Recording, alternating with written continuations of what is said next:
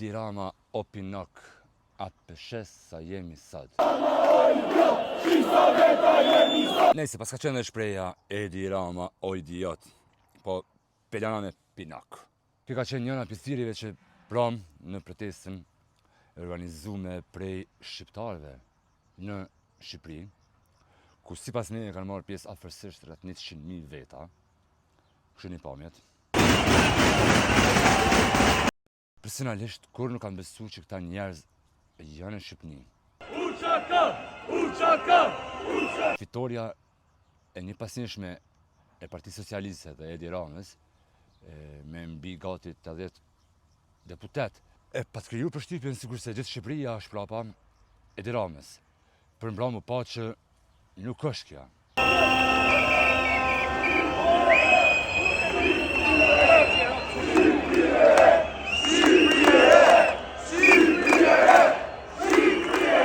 Edi Rama po udhëton për teori të ndryshme, se nga po vinë këta njerëz në sheshet e Tiranës.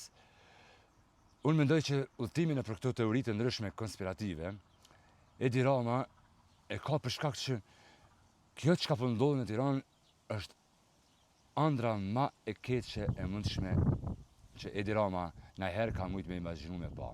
Në Tiranë, unë i posh pleq, posh tri.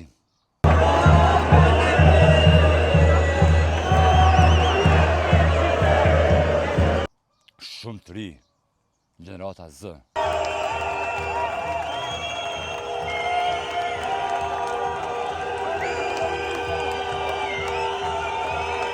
Posh prindër me fëmi.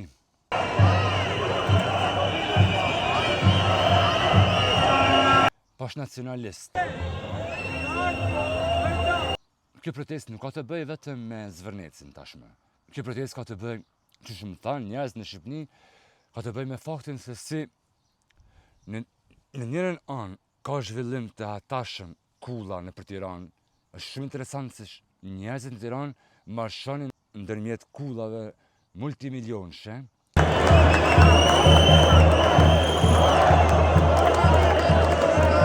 Që kështu pa e ditë hallet e tyne të krijohet përshtypja një zhvillimi të jashtëzakonshëm në Tiranë. Por pastaj e shet që ky zhvillim i jashtëzakonshëm në Tiranë, duke estetike shumë i madh, në fakt është një zhvillim që takon vetëm një pakicës, edhe këtu është problemi i këtyre protestave. Arsyeja pse këta njerëz protestojnë është që zhvillimi i Shqipënisë nuk mundet me i taku.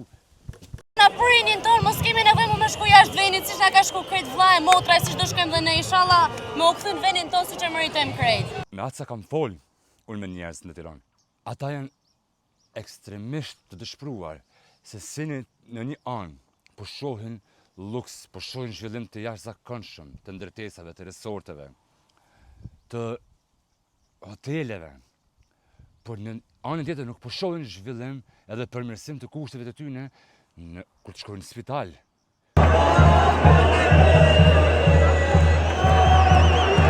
Në shkolla, përditshmërinë e tyre, arsyetimi se shikoni ndërtimin, shikoni autostradat, shikoni këto.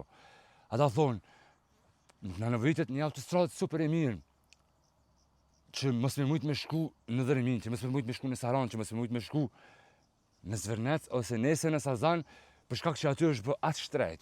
Për shkak që aty në të ardhmen do të bëhet edhe më shtrejt. Edhe ç'është më keq, ja, frika është do të bëhet edhe më privat.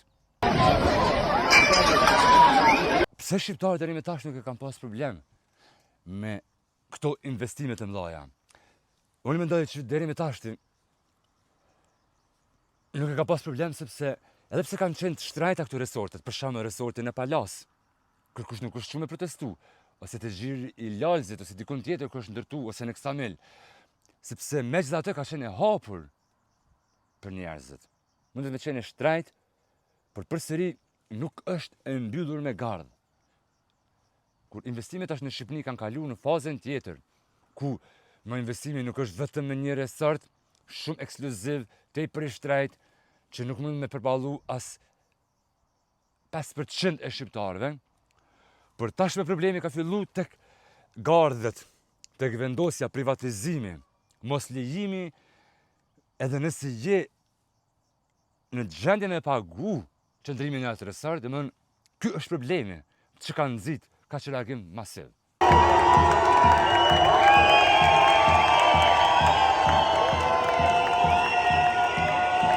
Protesta i ka rreziqet e veta. Ka shumë mundësi që ky grupi entuziast i gjeneratës Z të lodhet pas janë 1 muaj ose 2 muaj. Dhe protesta të mbetet në dorën e atyre që ndoshta kanë edhe qëllime politike. Një problem jashtëzakonisht i madh që e kam vërejtë është që kur i pyet njerëzit nëse Ramanburg, Berisha-Hamburg, atëherë kush në qeveri, përgjigjja tyre nuk e kanë një përgjigje. As më intereson kur kush qeveria, du me jetu në venin tim si shta du ne. Adriatik Lapa më tha që një qeveri tranzitore. Na nevojitet një qeveri kujdestare me mandat 12 mujor për të bërë tranzicionin e mbylljes së tranzicionit shqiptar. Kush do ta udhëhecë të këtë qeveri tranzitore? Nuk dihet. Pyetja është, në një sistem të tillë politik, ku dëshpërimi i shqiptarëve shihet që është në maksimum, unë nuk dua të besoj që shqiptarët janë aq shumë të dëshpëruar se ta shohin si zgjidhje marrin memën. Shqipëria ka shumë politikan, por se çysh do të arrijnë me organizu dhe se çysh politika ka më shumë me kapitalizu këtë ndryshim, këtë revolucion, mbetet me pa. Kam reparua, do vllai.